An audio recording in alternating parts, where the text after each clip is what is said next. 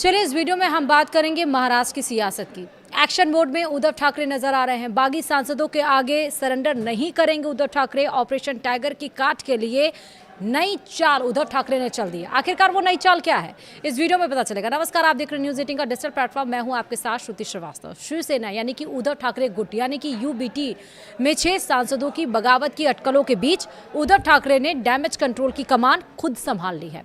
27 से 29 जून के बीच वह यवतमाल, परभड़ी, हिंगोली, धाराशिव और शिरडी का दौरा कर जिला प्रमुखों और कार्यकर्ताओं से मुलाकात करेंगे।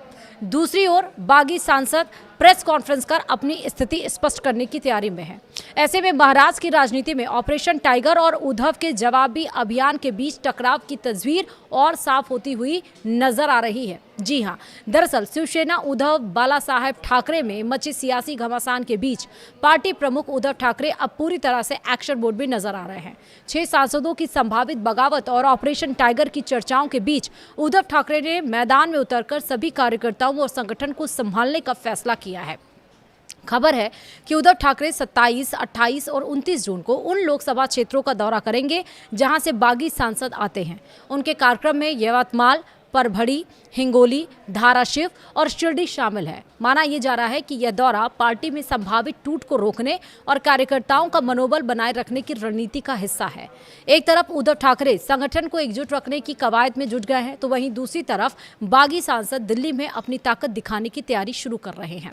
सूत्रों के अनुसार बागी सांसद आज प्रेस कॉन्फ्रेंस कर लोकसभा अध्यक्ष ओम बिरला को सौंपे गए पत्र, मुलाकात की तस्वीरें और वीडियो सार्वजनिक कर सकते हैं। बताया ये जा रहा है कि सांसद अपने अलग होने के फैसले के पीछे की वजह भी जनता के सामने रखेंगे। उनका दावा है कि पार्टी नेतृत्व मूल विचारधारा से भटक गया है और इसी कारण उन्होंने अलग रास्ता चुना है। इस बीच धाराशिव से शिवसेना यानी कि यूबीटी के सांसद ओम राजे निम्बालकर के बयान सामने आए हैं। ओम राजे ने कहा है कि वह रविवार शाम कार्यकर्ताओं से बात करने के बाद अपनी भूमिका स्पष्ट करेंगे। वहीं ओम राजे निम्बालकर ने जब पूछा गया कि क्या लोकसभा स्पीकर को दिए गए पत्र पर उनकी भी हस्ताक्षर हैं, इस पर उन्होंने सीधा जवाब ना देते हुए केवल इतना कहा कि वह रात में पूरी स्थिति स्पष्ट करेंगे। उनके इस जवाब ने राजनीतिक गलियारों में अटकलों को और ज्यादा हवा दे दी। महाराष्ट्र की राजनीति में इन दिनों ऑपरेशन टाइगर सबसे ज्यादा चर्चित शब्द बन गया है। माना यह जा रहा है कि एकनाथ शिंदे खेमे की रणनीति के तहत शिवसेना यानी कि उद्धव ठाकरे वाली शिवसेना के सांसदों को अपने साथ लाने की कोशिश की जा रही है। लोकसभा में शिवसेना यानी कि यूबीटी के कुल 9 सांसद हैं, जिनमें से 6 सांसदों के बागी रुख अपनाने की खबरें हैं। यदि ये सांसद आधिकारिक रूप से अलग होने का ऐलान करते हैं तो यह उद्धव ठाकरे के लिए 2022 की बगावत के बाद दूसरा बड़ा राजनीतिक झटका साबित हो सकता है।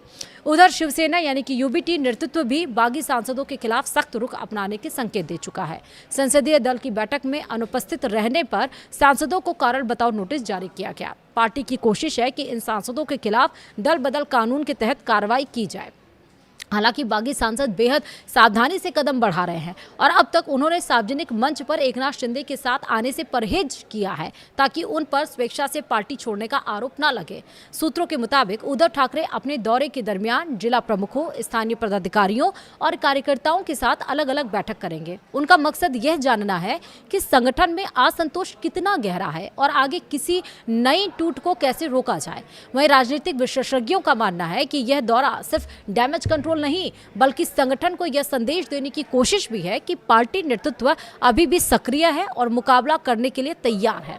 उद्धव ठाकरे के दौरे और बागी सांसदों की समानांतर राजनीतिक गतिविधियों ने एक नया सवाल खड़ा कर दिया है कि क्या आने वाले दिनों में दोनों पक्ष खुलकर आमने सामने आएंगे। फिलहाल महाराष्ट्र की राजनीति की नजरें दिल्ली में होने वाली बागी सांसदों की प्रेस कॉन्फ्रेंस और उद्धव ठाकरे के प्रस्तावित दौरे पर टिकी हैं। इन दोनों घटनाक्रमों से यह साफ हो सकता है कि शिवसेना यानी कि उद्धव ठाकरे वाला गुट का अगला राजनीतिक अध्याय किस दिशा में जाने वाला है।